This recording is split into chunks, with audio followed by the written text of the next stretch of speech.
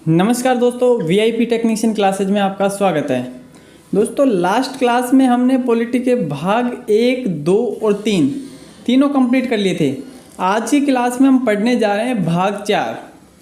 देखिए, भाग 4 के अंतर्गत पहली चीज़ जो पढ़ी जाती है वो आते हैं नीति निर्देशक तत्व। तो एक चीज़ आपको याद रखनी है कि भाग 4 में क्या चीज़ आती है, नीति निर्देशक तत्व। दूसरी बात करें तो नीति निर्देशक तत्व है ये कहाँ से लिए गए, किस देश से लिए गए, तो ये आयरलैंड से लिए गए हैं। तो दो बातें हो गई। भाग 4 के अंतर्गत नीति निर्देशक तत्व आते हैं जो आयरलैंड से लिए गए हैं। देखिए, अनुच्छेद या आर्टिकल की बात करें तो 36 से लेकर 51 तक ये भाग 4 के अंतर्गत आते हैं। देखिए, नीति निर्देशक तत्वों को न्यायालय द्वारा लागू नहीं किया जा सकता है। नीति निर्देशक तत्व ऐसे हैं जिनको न्यायालय लागू नहीं कर सकता है, यानी इन्हें वैधानिक शक्ति प्राप्त नहीं होती। न्यायालय जबरन इनको, ऐसा नहीं कि जबरदस्ती इनको लागू करवाएगा। ठीक है, तो नीति निर्देशक तत्व वो है जिनको न्यायालय द्वारा लागू नहीं किया जा सकता है, इन्हें वैधानिक शक्ति प्राप्त नहीं होती है। अब देखिए, बात करते हैं आर्टिकल 36 से। तो आर्टिकल 36 के अंतर्गत आती है राज्य की परिभाषा। कोई राज्य क्या होगा, कैसा होगा, वो सारी चीज़ें आर्टिकल 36 के अंतर्गत आती है। इसके बाद आता है आर्टिकल 38। आर्टिकल 38 में हम पढ़ते हैं कि राज्य लोक कल्याण की अभिवृद्धि, यानी कि जिससे उस राज्य के लोक कल्याण में वृद्धि हो सके, उसके लिए सामाजिक व्यवस्था बनाएगा। समाज के जो नागरिक होंगे उन नागरिकों को आर्थिक और राजनीतिक न्याय भी दिलवाएगा। ये सारे काम राज्य के द्वारा किए जाएंगे। ठीक है, तो लोक कल्याण में अभिवृद्धि के लिए सामाजिक व्यवस्था बनाना और सामाजिक, आर्थिक और राजनीतिक न्याय दिलाना, ये आर्टिकल 38 के तहत आते हैं। बात करें आर्टिकल 39 की, तो आर्टिकल 39 के तहत राज्य द्वारा अनुसरणीय कुछ तत्व आते हैं। देखिए, इनमें बात करें हम तो आर्टिकल 39A, 39B और 39C तीन अलग अलग आएंगे। तो 39A में क्या है, 39B में क्या है, 39C में क्या है, तीनों हम देख लेते हैं। 39A की बात करें तो इसके अंतर्गत समान न्याय एवं निःशुल्क विधिक सहायता। ठीक है, तो समान न्याय और निःशुल्क विधिक सहायता, समान कार्य के लिए समान वेतन की व्यवस्था, ये आर्टिकल 39A में आता है कि कोई भी विधिक सहायता होगी, किसी भी व्यक्ति को निःशुल्क दी जाएगी, सरकार की तरफ से निःशुल्क मिलेगी। न्याय के लिए भी समान न्याय मिलेगा, और अगर कोई समान कार्य कर रहा है तो उसके लिए समान वेतन की व्यवस्था भी होगी। आर्टिकल 39A ये बताता है। आर्टिकल 39B के अंतर्गत क्या आता है कि सार्वजनिक धन का स्वामित्व, जो भी सार्वजनिक धन होगा इसका स्वामित्व, यानी इस पे जो अधिकार होगा और नियंत्रण होगा वो सरकार के द्वारा कुछ इस प्रकार से किया जाना चाहिए ताकि वो सार्वजनिक हित में सबसे अच्छा हो सके। ठीक है, इसी प्रकार से नहीं कि किसी एक विशेष वर्ग को ज़्यादा फायदा हो, वो सार्वजनिक रूप से सभी के लिए समान रूप से लाभदायक हो, इस प्रकार से सार्वजनिक धन का उपयोग होना चाहिए। ये आर्टिकल 39B बताता है। और आर्टिकल 39C क्या बताता है कि धन का समान वितरण। इसी में भी हम ये समझ सकते हैं कि किसी एक विशेष वर्ग को, किसी व्यक्ति विशेष के पास में कोई ज़्यादा लाभ ना पहुँचे, इस प्रकार से धन का वितरण होना चाहिए। तो ये तीनों की तीनों चीज़ें हैं जो किसी भी राज्य के द्वारा अनुसरणीय होनी चाहिए, राज्य के द्वारा लागू की जानी चाहिए। ये आर्टिकल 39 हमें बताता है। अब चलते हैं आर्टिकल 40। ये इंपॉर्टेंट आर्टिकल है, एग्जाम में कई बार पूछा गया है। जिसमें हम बात करें आर्टिकल 40 में, यहाँ ग्राम पंचायतों के संगठन की बात हुई है। ग्राम पंचायतों का गठन, ग्राम पंचायतों का संगठन, यह आर्टिकल 40 के अंतर्गत आता है। आर्टिकल 41 कुछ दशाओं में काम, शिक्षा और लोक सहायता पाने का अधिकार, आर्टिकल 41 के तहत आता है। बात करें आर्टिकल 42 की, तो काम की न्याय संगत और मनोवांछित दशाओं में तथा प्रसूति सहायता को उपबंध कराना, प्रबंध कराना, ये सरकार का दायित्व है। ये आर्टिकल 42 के तहत उन्हें करवाना चाहिए। आर्टिकल 43 की बात करें 43, तो यहाँ कर्मकारों के लिए निर्वाहन मजदूरी और कुटीर उद्योगों को प्रोत्साहन देने का कार्य भी वहाँ की राज्य सरकार के द्वारा किया जाना चाहिए, ऐसा आर्टिकल 43 हमें बताता है। आगे आते हैं आर्टिकल 44 पर। आर्टिकल 44 की बात करें तो यह नागरिकों के लिए एक समान सिविल संहिता की बात को दर्शाता है। तो ये भी इम्पोर्टेंट आर्टिकल है, एग्जाम में कई बार पूछा गया है कि समान सिविल संहिता किस आर्टिकल में निहित है। तो आर्टिकल 44 इसका राइट आंसर होता है समान सिविल संहिता। आर्टिकल 45 की बात करें तो प्रारंभिक शेषावस्था यानी कि 0 से लेकर और 6 वर्ष तक के जो बच्चे होते हैं इनकी देखरेख राज्य के द्वारा की जाएगी, इनका भरण पोषण भी राज्य के द्वारा ही निर्वह किया जाएगा, ये आर्टिकल 45 हमें बताता है। आर्टिकल 46 की बात करें तो इसके अंतर्गत अनुसूचित जातियों, अनुसूचित जनजातियों और अन्य दुर्बल वर्गों की शिक्षा, धर्म, शिक्षा और अर्थ संबंधी हितों में अभिवृद्धि के लिए, उनमें वृद्धि के लिए राज्य कार्य करेगा। तो SC ST और जो भी कमजोर वर्ग हैं उनकी शिक्षा और उनके अर्थ संबंधी जो भी हित होंगे उनके लिए राज्य को कोई कदम उठाने होंगे।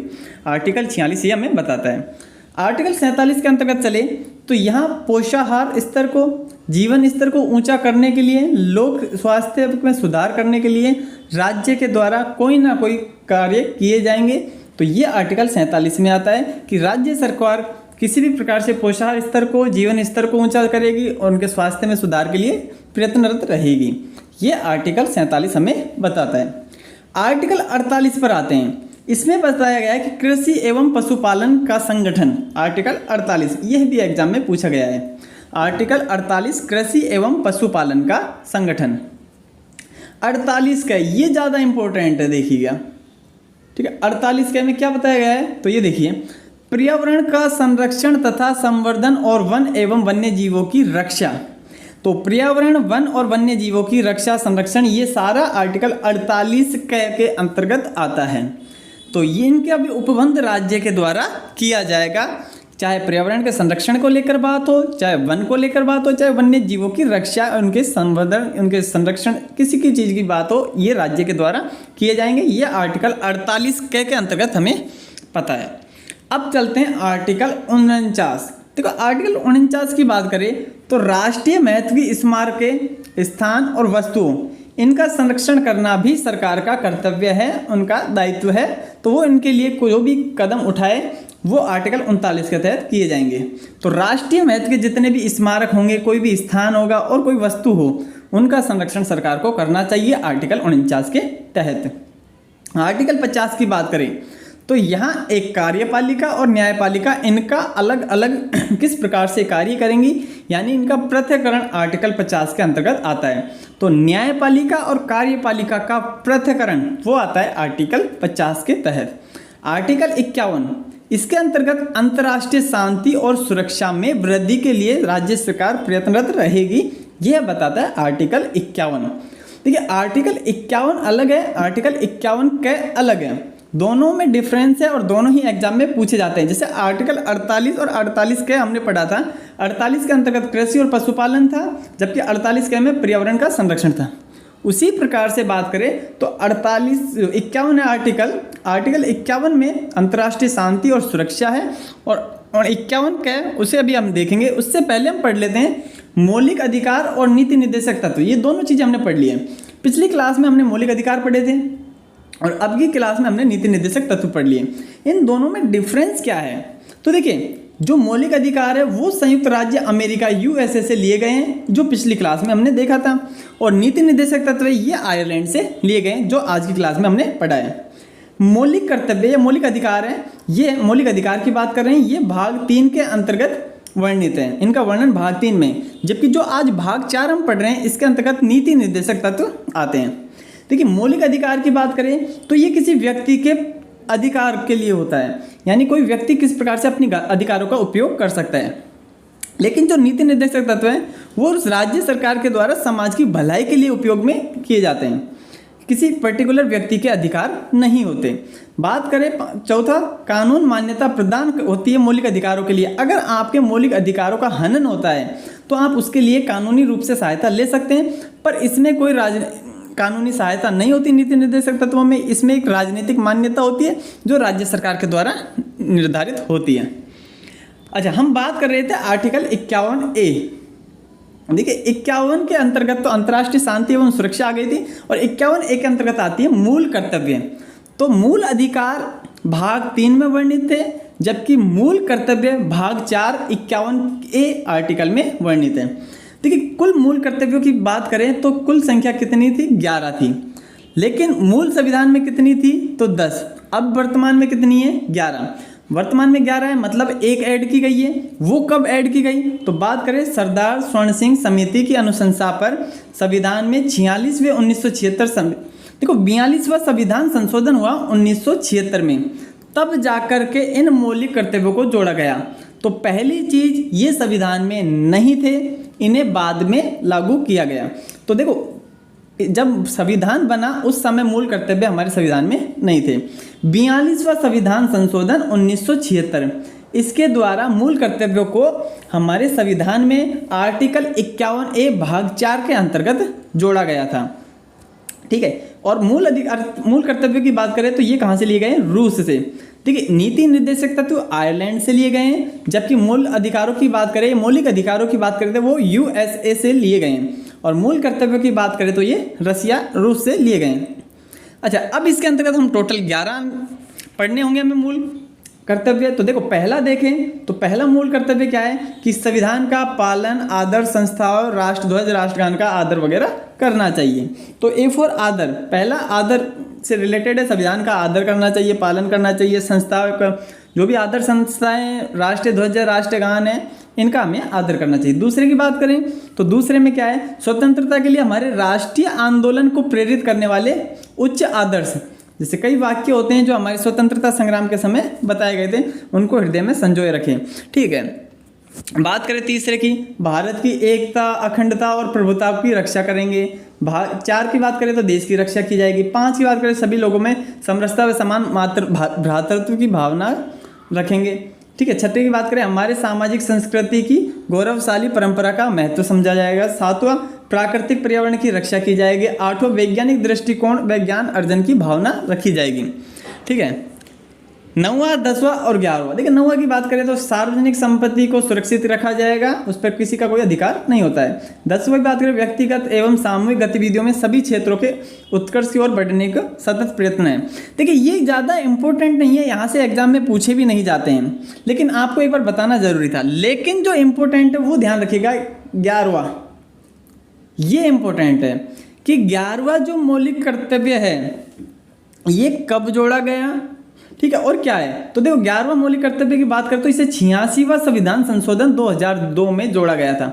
बाकी मौलिक कर्तव्य कब जोड़े गए थे? बाकी मौलिक कर्तव्य 42वां संविधान संशोधन 1976 में जोड़े गए थे। बाकी 11वां मौलिक कर्तव्य 86वां संविधान संशोधन 2002 में जोड़ा गया था। प्रारंभ में कितने थे जब जोड़े गए? उस समय कुल मौलिक कर्तव्यों की संख्या 10 थी, वर्तमान में कितनी है? 11। 11वां कौन सा है? माता पिता या संरक्षक के द्वारा 6 से 14 वर्ष के जो बच्चे होंगे उन्हें प्राथमिक शिक्षा प्रदान की जाएगी। ये है हमारा 11वां मौलिक कर्तव्य। तो इस प्रकार से भाग 4 के अंतर्गत जो जो भी आते हैं हमने सारे पढ़ लिए, आर्टिकल 36 से लेकर के 51 तक। ठीक है, तो उम्मीद है आपको भाग 4 समझ में आया होगा, चीज़ें समझ में आई होंगी, किस प्रकार से पढ़ना है, क्या चीज़ें याद रखनी है, सारी चीज़ें हमने डिस्कस कर ली है। तो क्लास आपको कैसी लगी कमेंट बॉक्स में हमें ज़रूर बताइएगा, और इसके आगे के पार्ट्स लाने के लिए आप वीडियो को ज़्यादा से ज़्यादा शेयर कीजिए। अगर जितने ज़्यादा व्यूज़ आते हैं उसके अकॉर्डिंग हमारा पार्ट अगला बहुत जल्दी आने वाला है। ठीक है दोस्तों, फिर मिलते हैं अगली क्लास में, तब तक के लिए जय हिंद।